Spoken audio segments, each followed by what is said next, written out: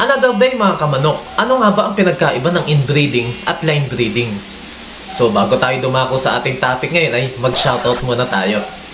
Shoutout po kay Sir Rolly Gutierrez ng Gut Sirama from GMA Cavite. Si Sir Rolly po ay isa ding Sirama breeder.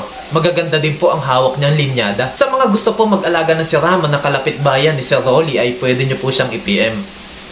Shoutout din po kay Sir Vin Quezon Escalera from Pampanga. Hello po sir, isang Sirama breeder din po si Sir Vin. Sa mga gusto po mag-alaga ng Sirama sa Pampanga at kalapit bayan niya, huwag po kayong mahihiyang i-PM si Sir Vin.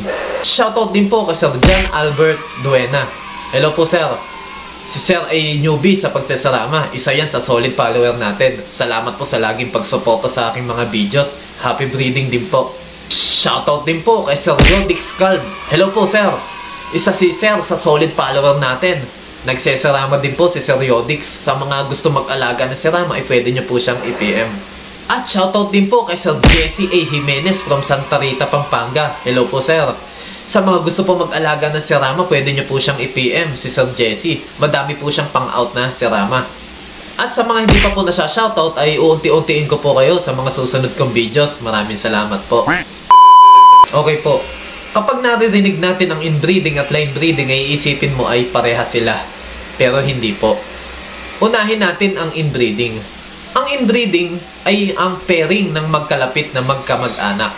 Gaya po ng parents, offspring at full seed pairing. O tinatawag din ito na first degree relatives pairing. So ginagawa po ito para ma-lock-in ang genes ng magkakalapit na magkamag-anak. Straight bred o cross man ito para unti-unting mabawasan ang pagkaiba nito hanggang sa magkapareho na sila ng dugo o yung genotype at sa physical na anyo o yung phenotype. Line breeding naman po ang turing natin sa mother-daughter, mother-son pairing. Pero alam nyo ba na inbreeding ito? Dahil ang mga ito ay first degree relatives pairing pa din. Nakasanayan na lang po ng karamihan na tawagin itong line breeding.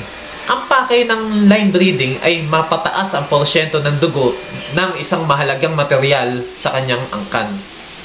Ang maganda dito sa ganitong pairing ay sa una lang mataas ang inbreeding coefficient. So katagalan bumabagal ito kumpara sa tuloy-tuloy na full seed pairing.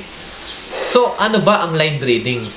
Ito ang kontroladong paraan ng inbreeding na nakasentro lamang sa isang mahalagang materyales. Tandaan po natin ang salitang nakasentro.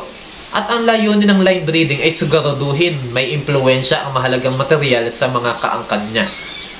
Hindi kailangan na ang mahalagang materialis ang gamitin. Pwedeng magpinsan, magtiyo, magtiya, ang pairing. Depende po sa gusto nyong porsyento ng dugo niya na palahi.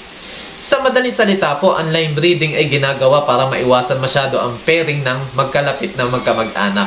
Kung mali ako, tama kayo, please magkomento po kayo para po magkaroon po kami ng dagdag kaalaman tungkol sa topic na ito. Please follow, like, and share na din po para po marami pa pong topic na katulad nito. Maraming salamat po.